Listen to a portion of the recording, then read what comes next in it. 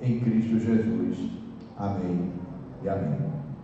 Irmãos, sem dúvida alguma, vocês já ouviram alguma mensagem nesse texto de Mateus, capítulo 6, 33, até porque ele faz parte do conhecido Sermão do Monte, que sem dúvida alguma vocês já devem ter ouvido também alguma pregação acerca desta porção dos Evangelhos de Jesus Cristo. E é claro que todos nós que já ouvimos alguma mensagem sobre o Sermão do Monte, especialmente capítulo 6, também já temos em mente qual é a temática principal. Se não tem, terá agora. E o pastor pastor Saulo orando, ele até citou a temática principal que perpassa todo o capítulo 6, se não todo o Sermão do Monte, que é confiar em Deus. Se a gente pudesse resumir o Sermão do Monte em uma só palavra, nós poderíamos dizer que o Sermão do Monte fala sobre confiança. Essa é a temática. E Jesus fala sobre confiança na oração do Pai Nosso. Por exemplo, do verso 6 ao verso 15, Jesus fala sobre confiança na prática do jejum. Jejuar é se abster do alimento por um determinado tempo e você buscar ao Senhor confiando que mesmo sem o alimento, Deus há de suprir força para o teu corpo físico, e por isso você busca Ele. Confiança também na questão da acumulação dos bens. Como eu devo viver a minha relação com o material? O que é mais importante em minha vida, o material ou o espiritual, o terreno ou o celeste? Portanto, onde deve estar o meu coração? Porque aquilo que eu elejo como tesouro, é ali que estará o meu coração. Confiança também quando Jesus fala na percepção da vida, o que os teus olhos veem, o que a tua mente guarda. Paulo vai dizer que a gente tem que buscar e pensar as coisas do alto, porque se nós buscarmos e pensarmos, ou olharmos a vida pela ótica terrena mundana, nós nos perderemos. O nosso olhar e o nosso coração será mau, será trevas. Jesus também fala sobre confiança na questão do serviço. A quem você serve? A quem você serve diz em quem você confia. Se você serve a materialidade, as riquezas, a mamon, é porque você confia a sua vida a isto. Mas se você serve a Deus, a Cristo, ao reino do Senhor, é porque você confia em Deus, em Cristo, no reino do Senhor. Finalmente, e a gente vai chegando em nosso texto, Jesus fala sobre confiança na ansiedade pelas coisas da vida, verso 25 ao 34. É exatamente nessa porção do 25 ao 34 que toca nas questões existenciais, né? Aquilo que a gente chama de questões existenciais, são questões fundamentais à nossa existência, que nós iremos refletir nessa manhã, que é o verso 33: buscai, pois, em primeiro lugar o seu reino e a sua justiça, e todas as demais coisas serão acrescentadas. Aqui tem uma discussão teológica, ou talvez exegética, se estas coisas de respeito a tudo que Jesus vem dizendo desde o início do Sermão do Monte, no capítulo 5, ou se estas coisas de respeito apenas ao que ele vem falando aqui no capítulo 6, ou mais especificamente do capítulo 6, do verso 25 ao verso 34, ou seja, as questões necessárias à vida. Enfim, eu prefiro dizer que ele está falando sobre essa porção, do verso 25 ao 34, mas isso não muda muita coisa. E, irmãos, na prática, e aqui é um ponto importante, eu acho que pensar no culto em família, pensar numa reflexão para a família, deve ser pensar em questões práticas, porque é sobre isso que a gente está falando, é sobre isso que a gente quer pensar. Como é que deve ser a estrutura familiar, a ótica, ou sob a luz do reino de Deus? Como é que eu devo viver na minha casa? Então, na prática, irmãos, essa questão da subsistência, daquilo que nós necessitamos para viver, é um fato inquestionável, ou gera um fato inquestionável. Qual é esse fato? É que nós nos envolvemos bastante com as coisas desta vida. É verdade ou não é? Veja, hoje é domingo, mas é possível que você já esteja aí pensando amanhã de manhã, o retorno ao trabalho. não é? Coisas que talvez você deixou para resolver na sexta-feira porque não deu tempo, ou quem sabe até ontem, se você trabalhou e você não conseguiu resolver, e sua mente hoje, no dia do descanso, o dia do Senhor, já está ligada, conectada, quem sabe até escravizada ao dia de amanhã. Por isso que Jesus termina dizendo que deixe o seu mal a cada dia, para você não ser refém do amanhã, sem nem saber quando será o amanhã, porque não estou dizendo aqui que você vai morrer, mas a gente nem sabe se aqui haverá amanhã, não é verdade? Então essas questões da subsistência, parece que elas têm um poder mágico, parece que elas são tão sedutoras, que são capazes de roubar rápido ou lentamente o nosso coração. As coisas da subsistência, elas tendem a roubar rápido ou lentamente o nosso coração, e não apenas o coração, mas roubam também a nossa força, e não apenas a nossa força, roubam também as nossas emoções. Não são poucas as pessoas que adoecem, por exemplo, com ansiedade, depressão, por se preocuparem demasiadamente com as coisas desta vida. Então esse é o poder que as coisas desta vida parecem ter sobre nós.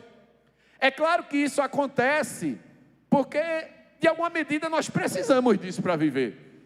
A gente precisa se alimentar para viver. A gente precisa se vestir para não escandalizar no viver, não é? A gente está na moda de que as roupas estão diminuindo de tamanho. Parece até que falta recursos para comprar um pouquinho mais de tecido, não é? E aí a gente vive no império da sensualidade, que daqui a pouco vai ser difícil andar olhando para frente. A gente vai ter que andar olhando ou para cima, ou andar feito porco olhando para baixo, porque está ficando difícil andar olhando para frente, não é? Quiçá para os lados. E não entre na lógica do olhar para trás, não é? Especialmente aqui para os homens, não entre na lógica do olhar para trás. Então permaneça com o seu foco firme na frente, ainda que seja tão difícil olhar para frente. É melhor para frente do que para trás, tá? Então, também é notório, irmãos, que em alguns contextos esse cuidado, essa preocupação demasiada com as coisas dessa vida se torna também um ladrão da nossa alma. A nossa alma é vendida a isso. Tem pessoas que negociam sua alma por qualquer preço para conquistar coisas que entendem ser necessárias à vida. Lembre-se, nem tudo que a gente quer é o que a gente precisa. Mas a gente quer muita coisa. E às vezes a gente precisa de bem menos coisas para viver, né? Louvado seja Deus que Ele não responde tudo que a gente pede.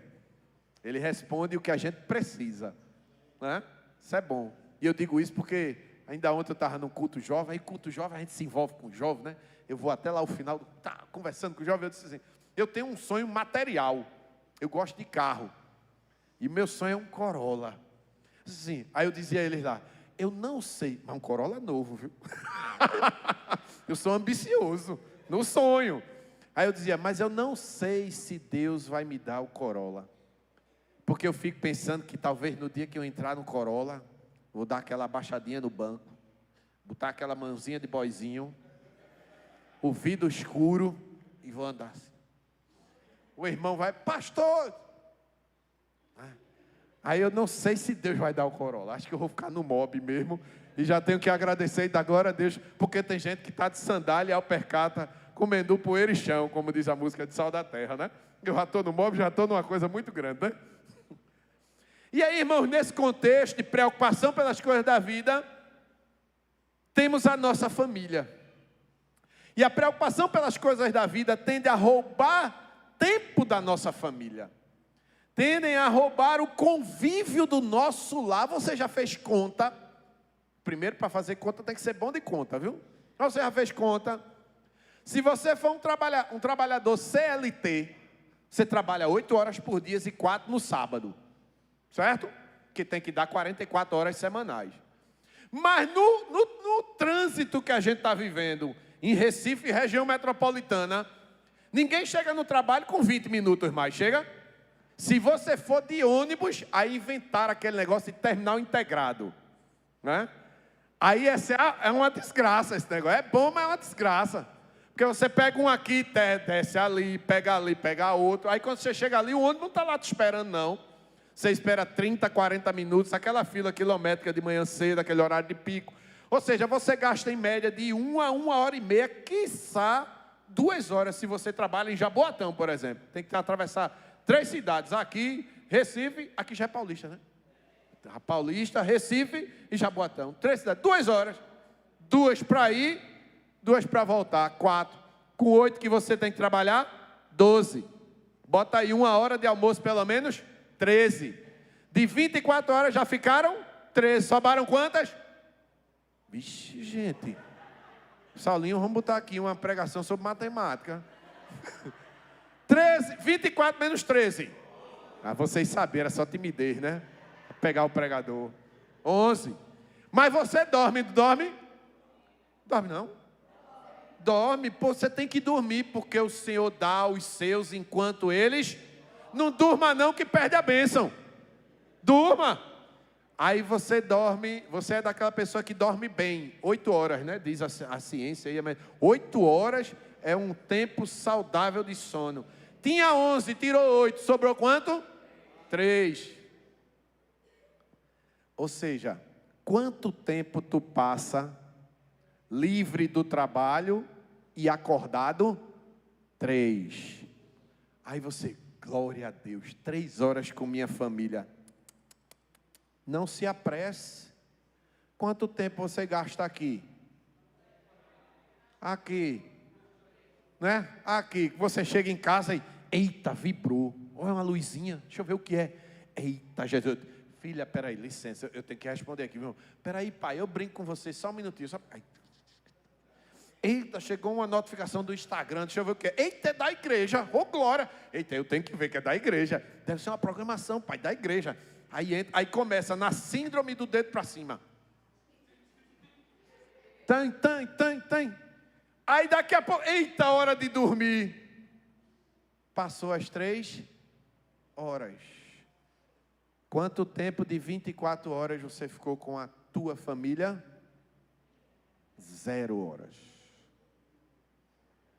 Talvez eu esteja descrevendo a tua realidade. Talvez eu acabei de dizer qual é a tua realidade. Preocupação com as coisas desta vida tem roubado o tempo de qualidade na família. E isso tem sido um dano sem fim, incalculável na família. Tem trazido sofrimento e tem feito com que a nossa casa se conforme mais às coisas do mundo do que às coisas de Deus. Mas a gente acabou de ler, irmãos, que o reino de Deus e sua justiça deve estar em primeiro, diga com força assim, com fé assim, em primeiro em nossa vida. Isso também implica que o reino de Deus tem que ser o primeiro lugar na nossa casa. A nossa casa é o lugar do reino de Deus. Nossa família é o lugar do reino de Deus. Então a gente deve estabelecer um ambiente de busca por intimidade com Deus em casa, porque é lá que começa o reino de Deus. O reino de Deus não é aqui. Quando eu terminar o culto, daqui a pouco, assim, eu devo terminar uns meio-dia, né? 11, 10, 17. Aí, quando eu terminar o culto de meio-dia, e eu tenho que terminar de meio-dia, que eu tenho que pegar minha feijoada lá na igreja, senão não tem almoço para mim.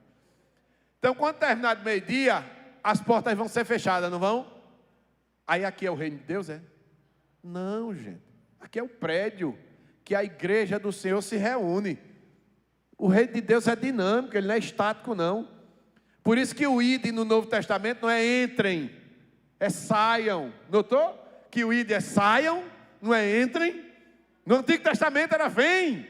No Novo Testamento é vai, sai. Quer dizer, no Antigo Testamento também era sai. Salomão, sai. Mas o povo não entendeu. E o povo nem foi e ficou e ainda fez errado. No Novo Testamento é sai, que é para não ter problema de você ficar e fazer errado. Sai, sai. Porém, o que fazer para transformar a nossa família, nossa casa, em um lugar de intimidade com o Senhor? O que fazer nessa disputa do nosso coração? Você percebe que o nosso coração está no centro de uma disputa? Tem um mundo anti-Deus que quer roubar o teu coração, a tua casa, a tua família de Deus, para te fazer refém deste mundo. E do outro lado tem Deus, que quer fazer você viver a vida dele, porque a vida dele é abundante. Então nosso coração está numa disputa. Então o que fazer para que a minha casa viva o reino de Deus em primeiro lugar? Aí vai aparecer algumas lições. Eu poderia ter mandado antes para o rapaz da mesa fazer bonitinho e botar aqui. Eu não me lembrei disso. Não é porque eu sou quase daqui da igreja, viu? Tem algumas igrejas que eu fico, será que eu posso mandar uma carta? Mas não é me desvencilhar daqui eu pastorei, mas né, ser membro de várias igrejas. A igreja de Aguinaldo na Primavera, eu sou membro de lá quase assim, né? Aí eu vou mandar também aqui uma carta para ver se vocês me aceitam aqui como membro aqui da igreja.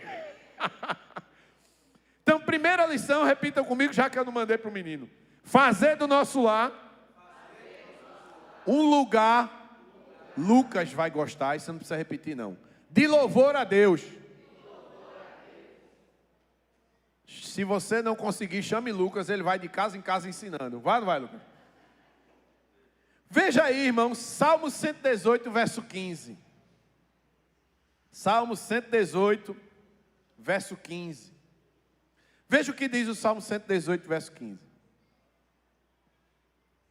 Diz assim: nas tendas dos justos há de existir, existe voz de júbilo e de salvação. A destra do Senhor faz proezas. Perceba que há uma referência clara aqui neste salmo sobre a presença do louvor no lar. Presença do louvor no lar. Note que o salmista não diz que deveria haver voz de júbilo.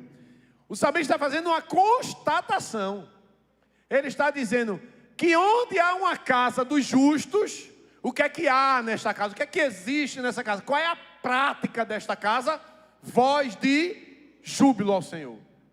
Há louvor ao Senhor, irmãos. Philip Henry acreditava que esse texto oferece base bíblica para se cantar os salmos em família. Sua casa deve ser uma casa de louvor. Só tenha cuidado para a polícia não ser chamada, né? Porque eu morava num condomínio que só tinha eu de crente no andar. Aí eu tinha que ouvir, né, o pagode, o brega, aquele rasgado no meu andar ali. Aí a irmã da frente, da porta com porta, se converteu. Seu glória! Mas, irmão, ela esperava dar 8 horas da manhã para não infringir a lei do condomínio. Quando dava 8 horas, ela abria a porta da casa dela assim. É assim, irmão, ó, daqui para aqui, ó. Assim, ó. Não, um pouquinho mais assim. Assim, ó, a porta. Ela abria a porta dela de 8 da manhã, no sábado, no domingo e no feriado. E dava assim, ó, Shirley Carvalhar, aquele, Lauriette, aquelas irmãs que tem uma voz abençoada assim, né? Botava assim de 8 da manhã e eu acho que ela topava assim o volume assim, ó. Enquanto tinha, ela ia dando assim, ó. Que a gente estava dormindo, não era um louvor, mas a gente estava assim, o que é que estava acontecendo? Aí o pessoal começou a ficar incomodado, não era com a música, era com o barulho. Sua casa tem que ser uma casa de louvor, mas não incomode o vizinho com o barulho. Faça ele ouvir a música que está no teu coração. Faça ele ouvir, mas com suavidade. Não é? Na hora que ela estiver lá nos pratos, ou ele, porque se disser que só ela é machismo. Lá em casa quem lava prato sou eu. Vê no prato assim, aquela música vem assim, ó. Já viu aqueles filminhos de desenho animado? Que o negocinho vem assim, o som e entra no ouvido suavemente. E entra no ouvido dela ou dele e eita, que é isso? Deixa eu ouvir mais um pouquinho. E aí o evangelho que você está ouvindo através da canção alcance o ouvido daquele que nem Cristo conhece. Ou seja, a nossa casa tem que ser casa de louvor.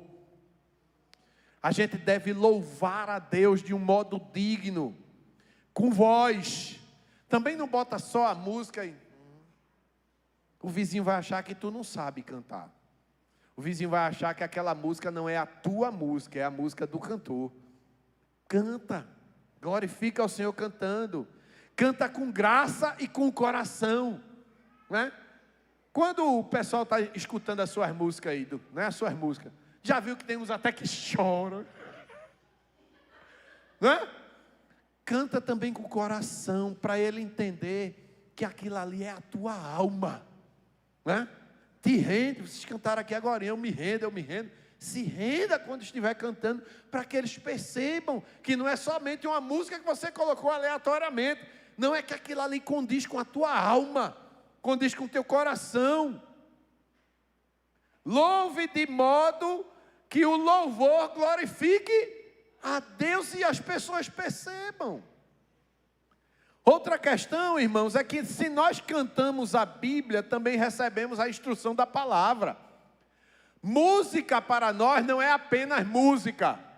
Música para nós é didática, é didaquê, é ensino, é proclamação. Por isso que até para escutar a gente tem que selecionar. Porque tem uns melô aí vingativo, tem uns melô assim de autoajuda, tem uns melô aí que, né, o pé de que é gospel. Cuidado com esse gospel, viu? Gospel. Nós somos brasileiros, nós escutamos louvor. Entendeu o trocadilho, né? Não tem nada a ver com o inglês, mas é com o que a letra está dizendo. Então, escute canções bíblicas para que o teu coração seja alimentado pela palavra ao passo que você canta. Cantar promove devoção ao mesmo tempo em que o torna o coração caloroso. Como chefes de família, devemos sempre ter o louvor a Deus presente em nosso lar. Veja, eu tenho uma criança de 10 anos. Eu não sou muito de ouvir, como é que eu posso dizer, música constantemente. É uma questão Bartô. Sempre fui assim. Então, para você ter ideia, eu venho de casa para cá, eu não escuto, eu não ligo nem o rádio. Porque eu gosto da quietude. Eu gosto do silêncio. Às vezes eu boto o fone de ouvido só para diminuir o ruído externo, para que eu consiga entrar em mim e pensar melhor. Veja, às vezes eu estou com fone de ouvido, mas não estou ouvindo nada. Não é? Só para diminuir o ruído externo. Mas o que é que eu percebi? É que ao passo que eu estava em casa com meu filho e eu ficava ali na minha interioridade, meu filho está na exterioridade do ambiente. E aí o vizinho cantando uma música lá, tocando uma música lá, o outro tocando uma outra, o outro não sei o quê. E meu filho está lá. Eu estou em minha interioridade, mas eu esqueci da exterioridade de mim, que é meu filho. Se vou começar a deixar aqui tocando louvor. Aí eu comecei a colocar. E eu gosto muito de uma banda chamada Projeto Sola. Né? Lá na igreja a gente toca muito Projeto Sola. Aí eu comecei a colocar Projeto Sola lá na televisão, no YouTube, gastando energia. Deixa aí gastando energia. Sabe o que foi que eu percebi? Passado uma semana, a música estava lá tocando, e meu filho estava lá.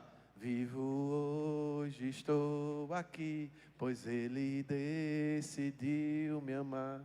Aí eu digo, opa, olha, alcançando a exterioridade de mim. Aí agora eu faço isso, irmão. Agora eu vou estudar, vou ler, vou meditar. Eu faço isso no sofá que eu tenho lá em casa. Qualquer dia eu convido vocês para ir lá em casa. Não é calma, né? Não é todo mundo não, assim, um pouquinho, né? Senão não cabe, né, irmão? E aí eu faço isso, eu boto a música, boto o louvor, e daqui a pouco meu filho está cantando. Eu nem disse a ele, pai, vamos louvar? Mas só de ouvir, a música não entra no ouvido do vizinho, entra no ouvido dos teus filhos também, do meu filho também. Então a nossa casa tem que ser um lugar de louvor. Quem lava prato aqui? Irmão, é bom demais. Até a lavagem do prato fica melhor. Com louvor. Segunda lição sobre fazer da nossa casa esse lugar do reino de Deus. Repita comigo. Fazer do nosso lar um lugar governado Pela palavra de Deus. A palavra de Deus, irmãos, deve estar presente diariamente em nosso lar. É assim que nossa casa será um lugar de intimidade com o Senhor. Você adulto, não lê a Bíblia sozinho, não. Lê a Bíblia com suas crianças. Lê a Bíblia com sua esposa. Lê a Bíblia com seu marido. Isso é muito importante. É isso que Moisés nos ensina, por exemplo, Deuteronômio capítulo 6, vamos lá, versos 6 e 7. Deuteronômio capítulo 6, versículo 6 e o verso 7. Olha o que Moisés, da parte do Senhor, claro, nos ensina, né? Estas palavras que hoje te ordeno estarão no teu coração. E você vai fazer o quê? Tu as inculcarás a teus filhos. Ou seja, o que é inculcar, irmão? Imagine você poder abrir o crânio. Não tente fazer isso, viu? Né? Depois o pastor disse para abrir, né? Vem cá, filho, vou raspar e... Mas é abrir o crânio, pegar a palavra e colocar dentro da cuca. Inculca. Coloca dentro da cabeça, do cérebro, da mente. E como é que a gente inculca a palavra de Deus em nossos filhos? Como eu disse, não é fazendo a cirurgia. Ele vai dizer como é. Como é que você inculca? Dela falarás assentado em tua casa. Você está num sofá, está na mesa. O que é que você vai fazer nesses ambientes? Ler a palavra. Comentar a palavra. Pensar na palavra. E só em casa você vai fazer isso? Não. Andando, olha aqui, ó. E andando pelo caminho. Se você saiu de casa com seu filho, com sua família, o que é que você faz? Palavra no trajeto. Vamos conversar sobre as coisas de Deus? Vamos conversar sobre o Evangelho? É só em casa e no caminho? Não. Quando tu for dormir, crente, e ao deitar-te. Eu tenho o hábito com meu filho, assim, ele tem que fazer 2 leituras durante o dia, ele tem que me dizer o que ele entendeu, ele tem que anotar num caderninho lá, e quando a gente vai dormir, são 10 versículos. Quando a gente atrasa na hora de dormir, a gente diminui pela metade, 5. Mas a gente tem que ler a Bíblia para dormir. Então, isso é um hábito, ao deitar-se. Mas é só ao deitar? Não, ao levantar-se. O que é que Moisés está ensinando aqui? Devocional. Tempo de devocional. Mas pastor, o senhor não sabe, a minha labuta é grande. O senhor disse até no início, eu trabalho 8 horas, de segunda a sexta, 4 no sábado, eu tenho que sair de casa de 6 da manhã. Se eu sair de 7, eu já pego o trânsito, não chego no horário que é de 8. Como é que eu vou fazer a minha devocional? Crente, acorda meia hora mais cedo. Acorda meia hora mais. Mas pastor, é muito cansativo, vou perder meu sono, não sei o quê. Mas se fosse a praia? Se fosse a piscina? Se fosse a viagem? O churrasco, alguém falou churrasco? De manhã cedinho, churrasco, irmão. Isso é um estômago bom, viu? Uma feijoada, né? Uma mão de vaca, logo cedo, para forrar. Né? Então veja, quando a gente quer, a gente faz. Quando a gente quer, a gente faz. Então talvez o problema não esteja no que vai ser feito. O problema esteja no querer fazer. Acorda meia hora mais cedo, crente. Toma aquele banho para despertar. Pega a Bíblia, passa 15 minutos com ela, orando, cantando e meditando. 15 minutinhos. Depois tu segue, tu vai ver que tu vai para o trabalho assim, ó. Leve, solto e alimentado em Jesus. É nosso dever estabelecer momentos específicos no dia para estudar a palavra de Deus. Moisés estava sugerindo conversas e instruções que fluem do coração fervoroso de um pai. Agora a questão é outra. Pai, cadê o pai aqui? Cadê o pai? Deixa eu ver o pai. Pai, para você ensinar filho, você tem que ser exemplo. Pergunta o pai, não diga a mim não, mas Jesus está vendo. Você lê a Bíblia todo dia?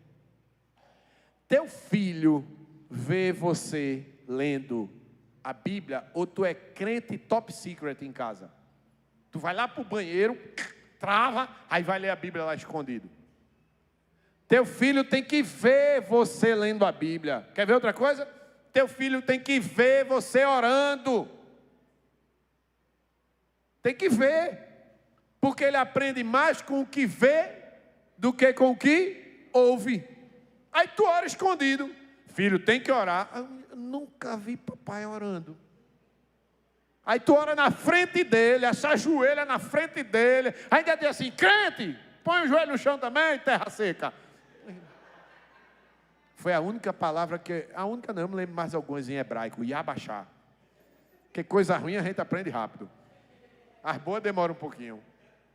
Então ora com ele, lê a Bíblia na frente dele. Os pais devem ensinar diligentemente essas palavras aos seus filhos. É isso que Moisés está orientando. É isso que Moisés... Olha o verso 4. Ouve Israel, o Senhor, nosso Deus, é o único Senhor. Você tem que ensinar isso ao seu filho. E a única forma de buscarmos intimidade com Deus, irmãos, é incluindo o louvor em nossa casa, é incluindo a palavra de Deus em nossa casa. Não, mas eu vou para a igreja, que lá tem um pessoal que faz. A igreja não é responsável por tua casa, viu? A igreja ela pode até cooperar na educação cristã do teu filho, mas a responsabilidade é, diga pai, porque é do pai, viu? Diga pai, minha. Aí tá certo. É sua. Quando Efésios Paulo fala lá no capítulo 6, verso 4, pais, ele não está falando como a gente usa a palavra pais hoje. Lá pais é pai mesmo, é homem. Homem, a educação dos filhos da mulher é sua responsabilidade. E só um detalhe, Deus vai cobrar. Terceira lição de como fazer o meu lar um reino de Deus. Repitam comigo, fazer do nosso lar um lugar repleto de oração. Jesus no verso 9 ao 15 está ensinando sobre oração. E quando Jesus ensina sobre oração, Jesus está dizendo que nós temos o dever de ter uma vida de oração diária. Quando Jesus diz, e quando orardes, vós orareis assim, Jesus está dizendo assim, quando, sei lá, se tu for orar uma vez no mês, crente, ora assim. Não, Jesus está pensando em você orar todo tempo, não é nem dia. Todo tempo, orar sem cessar. Eu tenho várias formas de orar no dia todo. Eu tenho aquele tempo que eu vou me prostrar diante do Senhor. Aí aquele tempo eu não vou estar fazendo nada. Eu me prostro diante do Senhor e aí eu vou ter um tempo de clamor ao Senhor. Mas eu posso fazer inúmeras coisas ao mesmo tempo em que eu estou com a mente no céu. Eu posso estar aqui pregando agora para vocês e aqui, ó. Senhor, me dá a palavra agora, me orienta, me instrui. O que é que está passando no coração do teu povo quando eu estou pregando aqui? Ao mesmo tempo que eu estou pregando. Você pode estar dirigindo e orando, você pode estar lendo e orando, você pode estar dormindo e sonhando em orar. Ore. Agora não faça isso escondido. Escondido. Paulo também ensina sobre a oração diária, lá em Filipenses 4, do 6 ao 7. Que inclusive é a forma de você guardar o teu coração e a tua mente em Deus, da preocupação demasiada das coisas desta vida. Não andeis ansiosos por coisa alguma. Isso também indica uma rotina de oração, irmãos. E o texto que a gente leu, Mateus 6, 33, é uma referência contundente à prática da oração em família. Buscai, em primeiro lugar, o reino de Deus e a sua justiça, seu governo e a sua vontade. Isso passa pela oração. Paulo ainda nos relembra que a refeição, a comida, é um excelente momento para a gente orar. Quer comendo, quer bebendo, quer fazendo qualquer outra coisa, façam tudo para a glória de Deus. O que é que Paulo está indicando aqui? É que a gente deve fazer todas essas coisas em oração. Oração. Aí, conheci um crente, hoje ele não é crente. Mas ele disse assim, foi um dia na minha casa, e eu disse, vamos orar, calma crente, calma. Porque tem crente que quando vê um prato de comida na frente, parece dar um desespero, né? quer devorar logo. Calma, crente, calma, vamos orar. Aí ele virou para mim e disse assim: pastor, precisa não, eu orei quando eu fiz a feira. Hein, Saulo? Ele disse: quando eu estava no carrinho, chegando no caixa. Obrigado, minha filha. Várias pedras de ouro no céu para você. Quando eu estava chegando no caixa com o carrinho, foi a fila todinha orando: Senhor, obrigado pelo macarrão, pelo arroz. Sim, irmão, mas isso anula o prato pronto. Senhor, obrigado. Não precisa não, pastor, já orei lá no início do mês, é 30 dias agora sem oração. Vê mesmo, crente. Vê os arrumadinhos que a gente encontra na vida. Não, meu irmão. Toda vez que você tiver um prato de comida na sua frente, agradeça a Deus. E não agradeça a Deus apenas se sentindo privilegiado por tê-lo.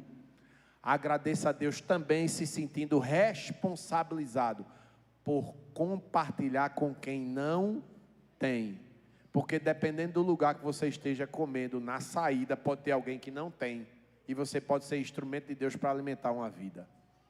Mas ore. Ore. É isso que Paulo quer ensinar. E assim como oramos para que Deus santifique nossa comida, bebida, devemos orar para que Deus use a palavra para saciar nossas almas. Oração diária em casa. Diariamente a gente tem o que confessar, irmãos. Diariamente. Se você ontem já diz... Eita, eu esqueço o nome desse teólogo toda vez, ó. Herman Bavinck. Herman Bavinck diz o seguinte: se você dormiu e não confessou pecados a Deus, não é porque a tua consciência está tranquila, é porque você esqueceu. Toda noite a gente tem o que confessar. Toda noite. Diariamente nós temos que conhecer a Deus, sim ou não? E a gente conhece através de relacionamento. Não é só teoria não, viu? Por outro lado, não é só ler o texto bíblico não. É relacionamento com Deus da Bíblia. E o relacionamento acontece pela oração. A palavra é alimento. A oração é relacionamento. Por isso que a gente precisa dos dois. Alimento e relacionamento. E como é que a gente faz isso todo dia? Através da oração familiar. Veja, hoje é domingo. Nos últimos dias que se passaram, você teve na sua casa um tempo em que reuniu, deu as mãos assim e disse: vamos orar juntos? Teve isso? Com sinceridade, teve isso? Isso é que tem que ter. Isso é que tem que ter. Por isso que lá em casa eu não faço isso. Eu gosto de jornal, irmão.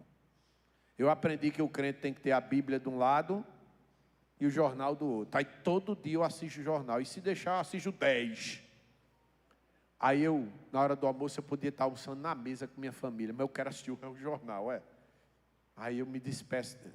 Licença aqui, vou assistir o jornal. Mas eu tenho que ter outro momento no dia que consiga suprir aquele. Porque eu tenho que ter um momento em que eu junto com a família e peço a Deus pela família. Não é sozinho não. É com a família. Você quer que o reino de Deus governe o teu lar? Sim ou não? Se você quer, você tem que fazer isso.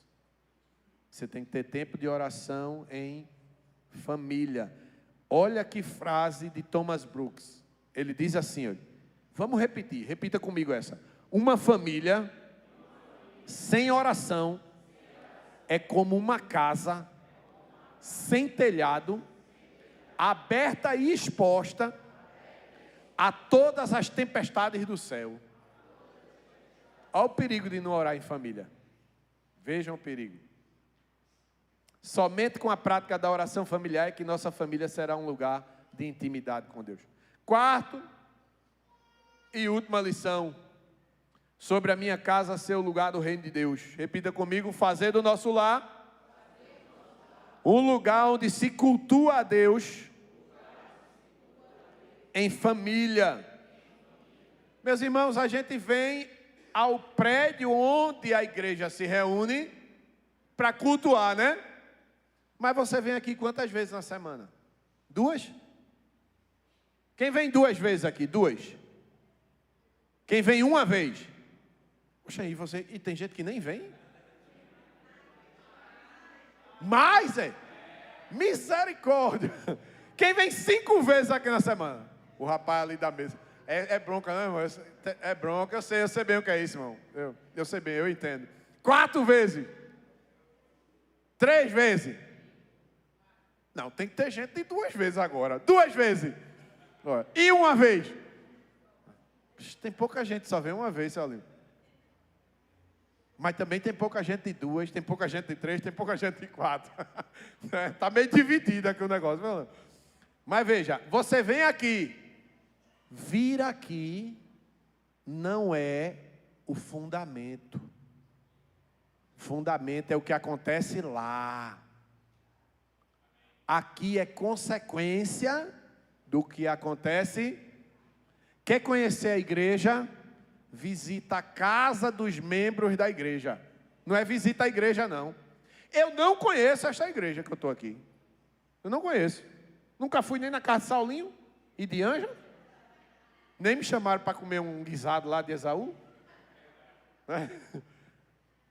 Mas quem é que conhece essa igreja? É quem conhece a casa de vocês. Por isso que às vezes a gente sai para evangelizar os vizinhos da igreja, mas tem que vizinho diz, eu vou nada nessa igreja. Aí o pastor diz, por que, amado? Vá lá. Diz que ele diz, vou não, porque eu conheço uma família que frequenta a igreja e eu sei quem é a família. Já ouviu esse tipo de comentário? Eu sei quem é aquela família da tua igreja. Deus me livre de entrar na tua igreja. Eu sei quem é aquela família. Pela família eu tiro a igreja. Percebe? A importância de construir o nosso lar. Então cultuem em família. Joel Bick conta um testemunho do irmão dele, muito importante, se eu repetir. Joel Bick diz assim: quando eu tinha 3 anos de idade, Deus usou em nosso culto doméstico para me convencer que o cristianismo era verdadeiro. Deus usou o irmão dele, né, para convencer que o cristianismo era verdadeiro. Joel Bick afirma: conforme as coisas são em casa, assim serão na igreja e na nação. Veja, foi no culto doméstico que o irmão dele cutucou ele com o verdadeiro evangelho. Há uma dificuldade em você trazer alguém não cristão para um culto, sim ou não? Sim ou não? Não há uma barreira? Há a barreira lá na frente, Igreja Batista Missionário Paratibe. Eu sou católico, eu sou não sei o quê, então eu não vou aí não. Mas essa barreira pode não existir se tu chamar ele para almoçar na tua casa. Tomar um café, um chá. Aí você vai apresentar o evangelho nas coisas do dia a dia para ele. Naquela troca de açúcar. Fulano, tem um açúcar aí? Eu digo, tenho, mas eu tenho outra coisa que adoça a vida. Aí, tchá, Jesus. Entende? Aí você vai quebrando a barreira dessa pessoa com a igreja através da tua casa, onde vira instrumento de evangelização. Agora, como é que a gente faz um culto doméstico? Porque fala em culto doméstico, mas ninguém diz o que é. Como é que faz? Primeiro, culto doméstico tem palavra, oração e música. Palavra, oração e música. Onde eu devo realizar o culto doméstico? Naquele lugar que for mais aconchegante para você. Se for a mesa da sala, a mesa.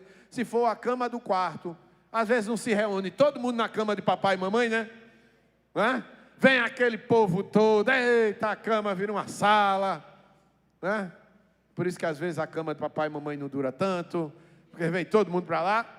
Pois se ali é o lugar do aconchego da família, faz ali. Traz as Bíblias, menino. Pronto, aí vem com as Bíblias. Lê o texto, ora. Sempre tem alguém na família, alguém mais afinado do que o outro. Puxa o cântico, canta e no final ora. Você fez um culto familiar. Quanto tempo? Não seja 2 horas. Na igreja eu prego 1h20, a igreja que eu pastoreio. 1h20.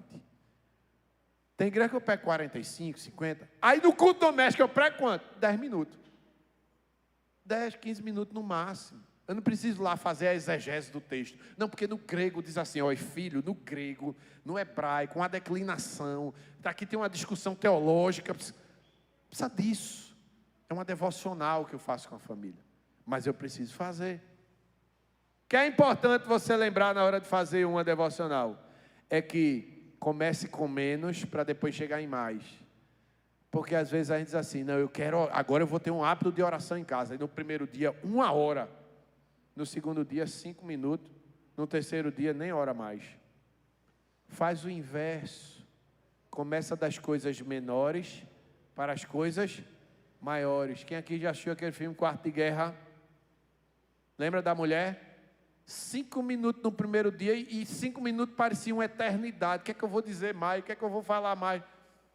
No final do filme, a mulher está a madrugada todinha, o marido acorda de manhã. Cadê minha mulher? Levaram minha mulher. A mulher ainda está lá no quarto de oração orando, porque já não faltava mais assunto. Começa hábito de coisas pequenas. Então começa um culto familiar de 5 minutos, mas começa amanhã.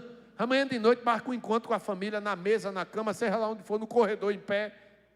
5 minutinhos, vamos ler o texto, cantar uma música e fazer uma breve oração. Mas começa. Vai chegar o dia que o pastor vai ligar, vocês não veem o culto não. Eita, pastor, a gente nem lembrou do culto, que a gente está no culto familiar aqui desde de manhã, 7 horas da noite. Começa com coisa pequena. Porque, meus irmãos, se nós não começarmos, nunca vai acontecer. Você quer que sua família vivencie o reino de Deus?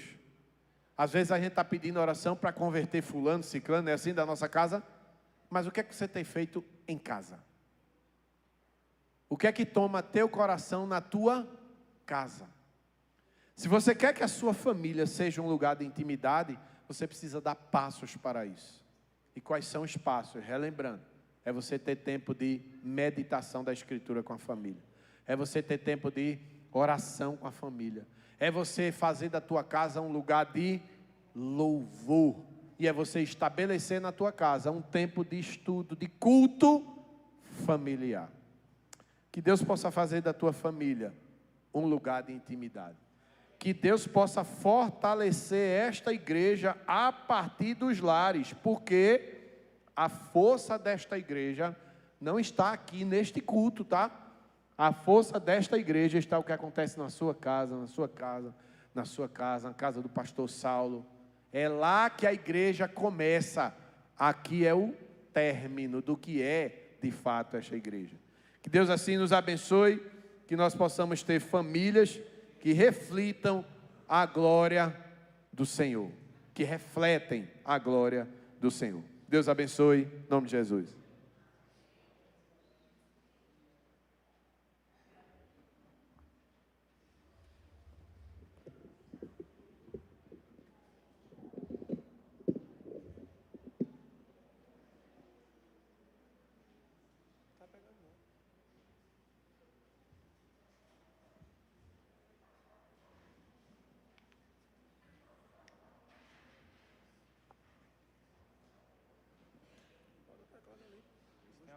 Nós queremos agradecer a Deus por essa manhã, por esta palavra tão maravilhosa e abençoada. A gente estava num ritmo tão ontem agitado, né? Conferência, mas graças a Deus que chegamos aqui, o Senhor tem renovado nossas forças e mais tarde nós temos mais. E estaremos aqui adorando ao Senhor. Convido você a ficar de pé. Nós vamos adorar o Senhor, né, nessa manhã. E depois dessa canção nós estaremos aí completando a bênção apostólica, mas queremos agradecer a você, né, pastor Bartô, pela parceria, está sempre conosco, né, e por você, que tenhamos um domingo abençoado, como já estamos tendo na presença do Senhor, no nome de Jesus. Excelente almoço para vocês, e mais tarde estaremos aqui celebrando ao Senhor, né, encerrando aí as nossas conferências missionárias, em nome de Jesus. Mas vamos adorar o Senhor com essa canção e declarando essa canção sobre nossas vidas, sobre nossa família, em nome de Jesus.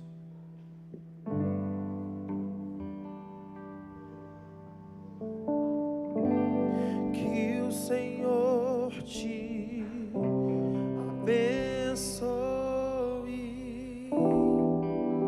e faça brilhar teu rosto em ti, conceda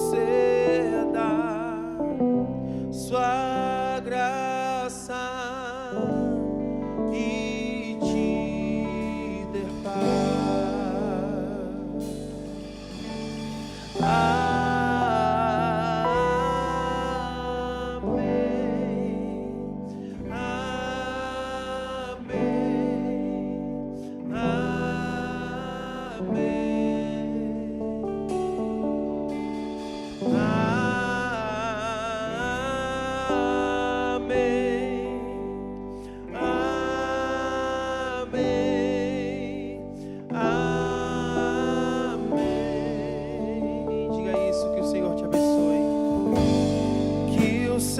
forte, abençoe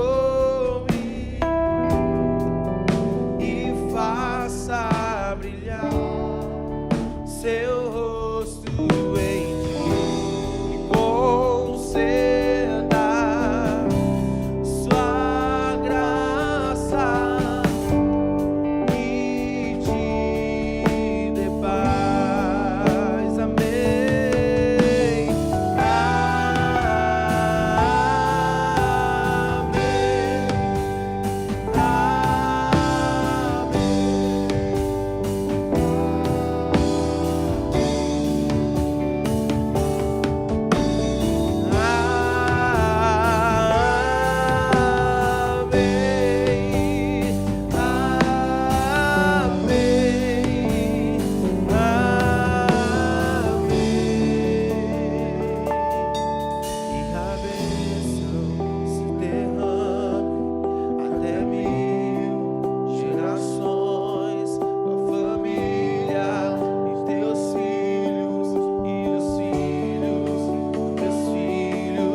Que a bênção se derrame até 1000 gerações, tua família e teus filhos e os filhos dos teus filhos.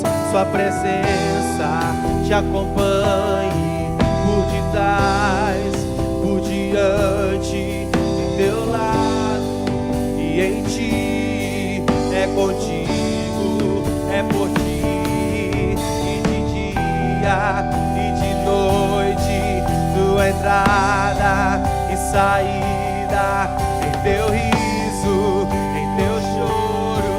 É contigo, é por ti, é contigo, é por ti, é contigo, é por ti, é contigo, é por ti, é contigo, é por ti.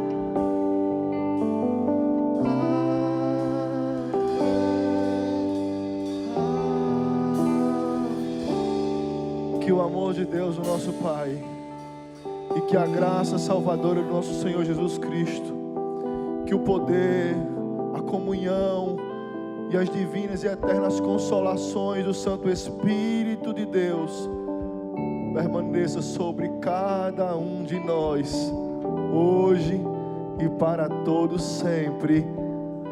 Amém.